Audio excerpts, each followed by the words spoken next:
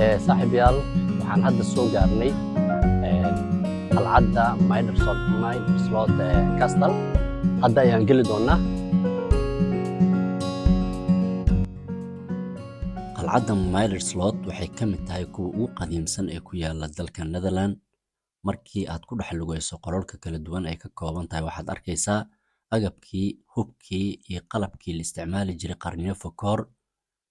Waxaa halkan lagu keydiyey qaar ka mid ah hubkii xilligaasi la isticmaali jiray sida seefaha, falaadhaha, warmaha iyo agabka difaaca sida jaakado iyo koofiyado ka samaysan bir, gaashaan iyo waxyaalo kale oo badan.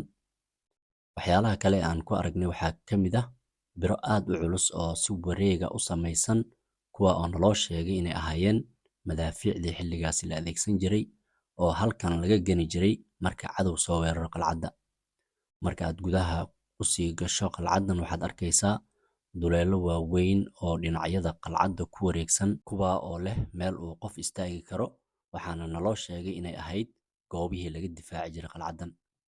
Qol walba oo aad gasho waxaad ku arkaysaa waxyaalo taariikhi ah oo lagu keydiyey. Xitaa waxaad arkaysaa in cunooyinkii waagaas la isticmaali jiray taariikh ahaan halkan lagu keydiyey. Taariikhda qalcaddan keliya ma ahan mid ku xusuusinaysa dagaallo, balse qarnigii 17aad qalcaddani waxay ahayd xarunta barashada farshaxanka, fanka iyo suugaanta, waxaana ku kaydsan gabayo iyo farshaxan noocyo kala duwan leh. Waxa goobtan ka dhigay mid gaar ah oo ay dad badan soo booqdaan ma ahan oo keliya inay tahay mid qadiimi ah, balse waa sida dadka Dutch u xifdiyeen oo jiilba jiilka ka dambeeya u ilaalinayay ilaa maanta.